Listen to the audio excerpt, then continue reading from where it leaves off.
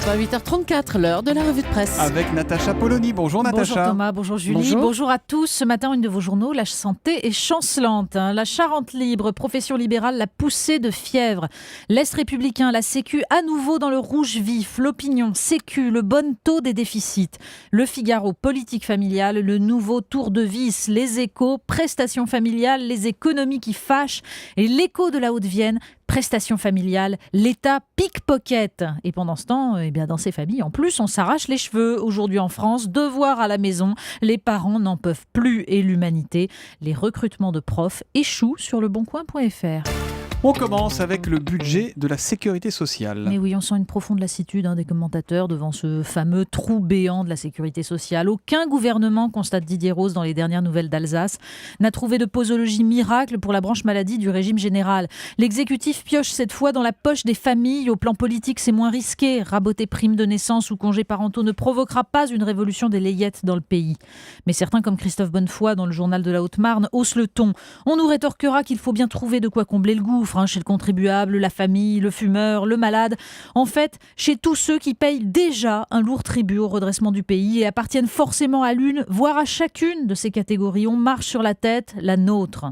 Une fois de plus, le gouvernement semble réussir le miracle de mécontenter tout le monde. L'humanité qui crie au tour de passe-passe austéritaire. Une féministe dans Libération qui estime que le raccourcissement du congé parental va pénaliser les femmes des catégories les plus fragiles, celles justement qui s'arrêtent de travailler pour élever leurs enfants parce que leur faible salaire est compensé. Les associations familiales, enfin. Et Jacques Camus dans La République du Centre de commenter « Politique de gribouille » serait-on tenté d'écrire, tant il y a d'hésitation et d'incohérence dans les orientations prises par l'exécutif.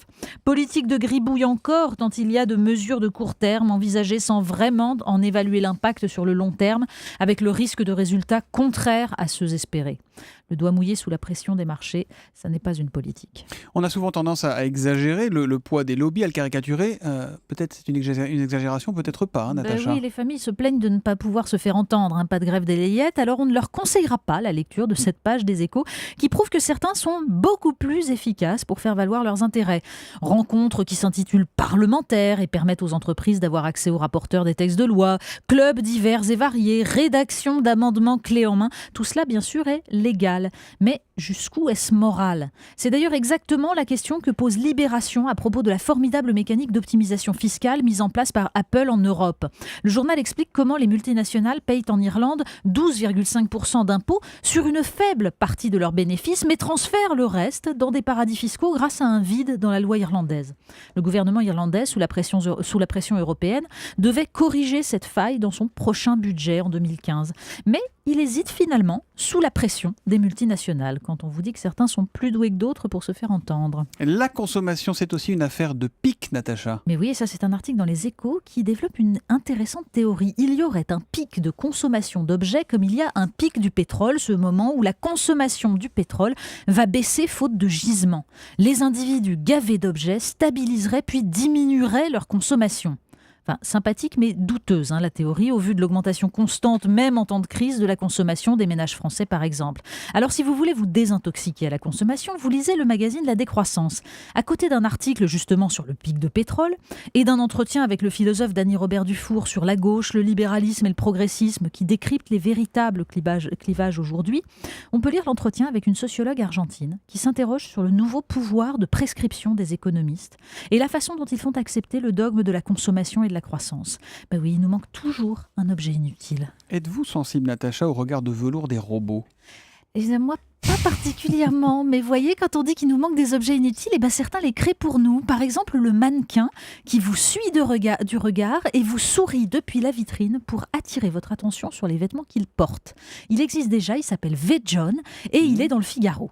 Et puis dans Le Monde, ce sont 2 pages consacrées à la voiture sans pilote. Alors ce n'est pas un fantasme, il en roule déjà et les journalistes les ont testés dans le trafic. Bon, il reste quelques petites questions annexes. Qui paye en cas d'accident ? Le constructeur, l'équipementier, les informaticiens, les assureurs ou le propriétaire. Bon, c'est pas grave, le discours marketing, lui, est déjà rodé. Vous pouvez le lire dans l'article. Automatiser la voiture, c'est en un sens la réenchanter et la rendre plus désirable au grand public. Rien que ça. Et puis, on pourra enfin utiliser les trajets pour surfer sur des sites d'achat en ligne. Génial. On termine avec de la consommation encore. Mais oui, aujourd'hui c'est une revue de presse spéciale consommation avec ce nouvel objet présenté dans le journal 20 minutes.